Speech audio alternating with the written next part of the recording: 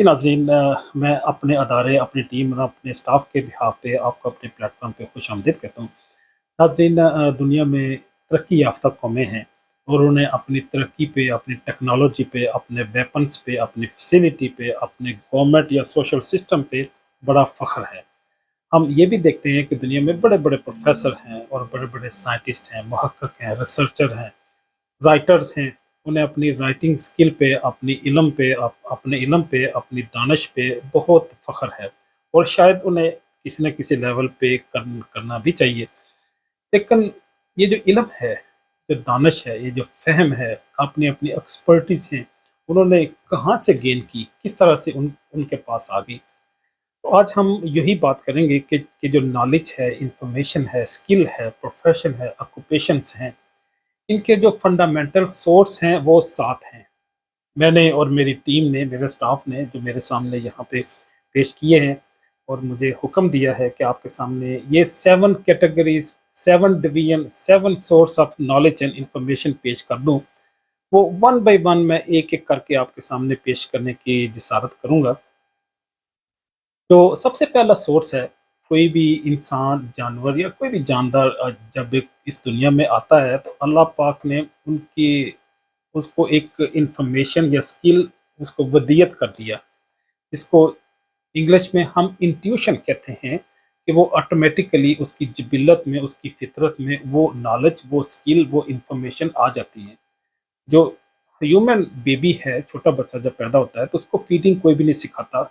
वो ऑटोमेटिकली अपनी मॉम से, अपनी जो उसकी अ, मदर हैं उनसे फीडिंग करना शुरू हो जाता है।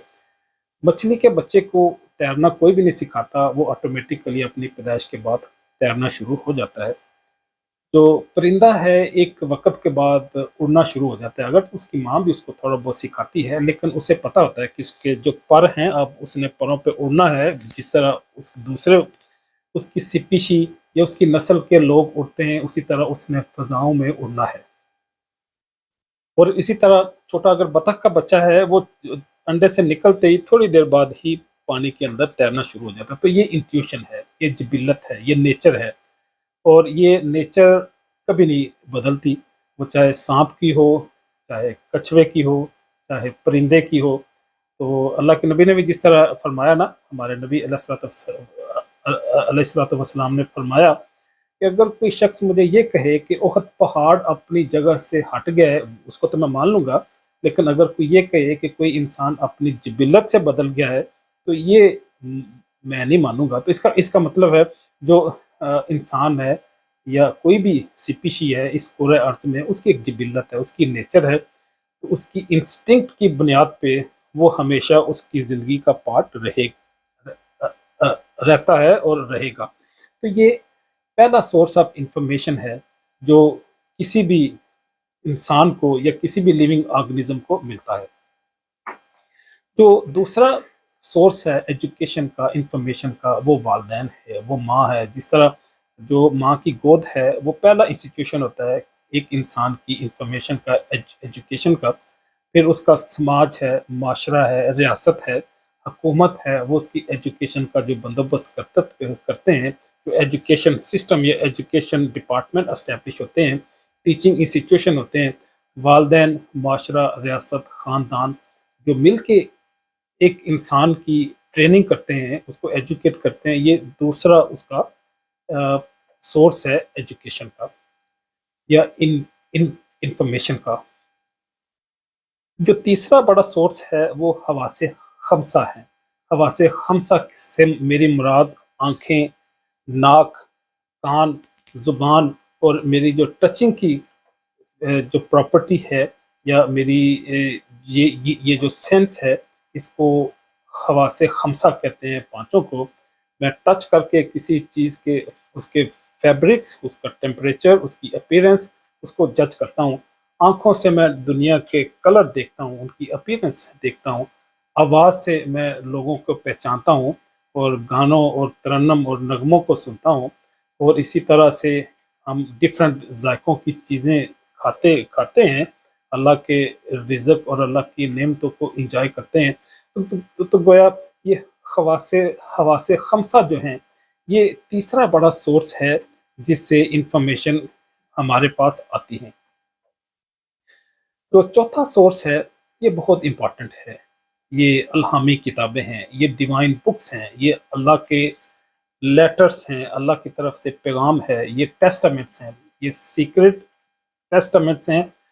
وہ ہمارے پاس اللہ میں ایک خط کی شکل میں، کلام کی شکل میں ہمارے پاس آتے ہیں، وہ چاہے توریت ہو، وہ زبور ہو، انجیل ہو، قرآن ہو۔ یہ اللہ کا کلام جو ہے یہ بھی انفارمیشن کا، ہدایت کا بہت بڑا سورس ہے۔ جب کوئی بھی پروڈکٹ مارکیٹ میں آتی ہے، وہ چاہے سیل فون ہو، چاہے گاڑی ہو، چاہے کمپیوٹر ہو، کوئی بھی ڈیوائس ہو، اس کے ساتھ اس کی گائیڈ بھی آتی ہے کہ اس کو کس طرح سے آپ نے استعمال کرنا ہے۔ تو اسی طرح اللہ نے جب انسان کی تخلیق کی تو ہمارا سافٹ ویئر بھی پروڈیوس کر دیا، ہمارا زندگی کا پروٹوکول بھی ڈیزائن کر دیا۔ تو وہ یہی الہامی کتابیں ہیں کہ جو ہمیں زندگی کی ہدایت اور روشنی فراہم کرتی ہیں۔ جو پانچواں سورس ہے وہ انبیاء ہیں، جو اللہ کا کلام آتا ہے، اللہ کا پیغام آتا ہے، جو بکس ہیں، جو ہولی بکس ہیں۔ اس بکس کو ایکسپلین کرنے کے لیے انبیاء کی ذات بذات خود اس دنیا میں تشریف لائی، جو اللہ کے نمائندے ہوتے ہیں، جو انسان کو انسانیت سکھاتے ہیں اور وہ روشنی اور ہدایت دیتے ہیں۔ جو اس کا مطلب ہے پانچواں بڑا سورس جو ہے انفارمیشن کا، نالج کا، وہ انبیاء ہیں۔ اگر ہم ان میں سے کسی ایک کو بھی مس کر دیں گے تو ہم حقیقت تک پہنچنا ہمارے لیے ممکن نہیں رہے گا۔ ٹھیک ہے، ہم سائنس اور ٹیکنالوجی میں ہم ایک عروج حاصل کر لیں گے، ہم اس کی معراج تک چلے جائیں گے، لیکن ان سائنس اور ٹیکنالوجی کے پیچھے اگر ایتھکس نہ ہو، اگر پروٹوکول نہ ہو، اگر اس کا کنٹرول کسی مضبوط ہاتھوں میں نہ ہو، تو پھر فرسٹ ورلڈ وار ہوتی ہے، سیکنڈ ورلڈ وار بھی ہوگی، پھر ہیروشیما اور ناگاساکی جیسے واقعات ہوں گے، پھر عراق بھی تباہ ہوگا، پھر فلسطین میں نسل کشی بھی ہوگی، کشمیریوں پہ ظلم بھی ہوگا۔ ہاں، یہ کیونکہ طاقت جو ہے وہ کسی ہدایت کے، کسی نظریے کے، کسی فکر کے تابع نہیں رہتی، تو اس کے بعد پھر دنیا میں فتنہ و فساد ہی پھیلتا ہے۔ تو جو میں بتانا چاہ رہا ہوں، جو میں بات کرنا چاہ رہا ہوں وہ یہ ہے کہ ان سورس آف انفارمیشن کے مکسچر کے بعد ایک بیلنس جو پکچر بنے گی، ایک سٹرکچر اسٹیبلش ہوگا، وہی انسانیت کی رہنمائی اور انسان کی سلامتی اور امن کا ضامن ہوگا۔ جو چھٹا سورس ہے انفارمیشن کا وہ مشاہدات ہیں، جس کو ہم آبزرویشن کہتے ہیں۔ ہم دیکھتے ہیں دنیا میں مختلف چیزوں، مختلف فینومینا کو ہم آبزرو کرتے ہیں۔ ہم چاند کو دیکھتے ہیں اور روشنی کو دیکھتے ہیں، درختوں کے اگنے کو، کومپل کے پھوٹنے کو دیکھتے ہیں۔ تو ہم چیزوں کو آبزرو کرتے ہوئے ڈفرینٹ جو کرشمے ہیں، جو فینومینا ہیں، ان کو انڈرسٹینڈ کرتے ہیں۔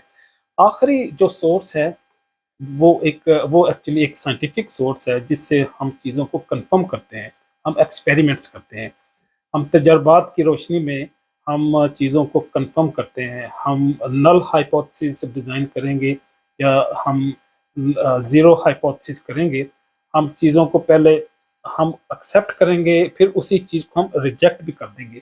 تو گویا اسٹڈی ڈیزائن ہوگی، وہ چاہے ریٹروسپیکٹو اسٹڈی ہو، پراسپیکٹو اسٹڈی ہو، کراس سیکشنل اسٹڈی ہو، کیس کنٹرول اسٹڈی ہو، ڈفرینٹ اسٹڈیز ڈیزائن کرنے کے بعد ہم ان پہ ایکسپیریمنٹ کرتے ہیں۔ ایکسپیریمنٹ ہونے کے بعد ان کی فائنڈنگ ہمارے پاس آئیں گی، فائنڈنگ کے بعد پھر ان کا کنکلوژن بنے گا، کنکلوژن کے بعد پھر ریکمنڈیشن ہمارے پاس آئیں گی۔ تو گویا یہ 7 ڈفرینٹ سورس ہیں ہیومن کے لیے، انسانیت کے لیے، جو اس پوری کائنات کا اونر ہے۔ اللہ نے پوری کائنات ہمارے لیے پیدا کی ہے، اور اس دنیا کے کنٹرول میں دینے کا جو بنیادی مقصد تھا، جو فنڈامنٹل ریزن تھی، وہ ہمارا علم تھا، جس کی وجہ سے ہم اشرف المخلوقات ہیں۔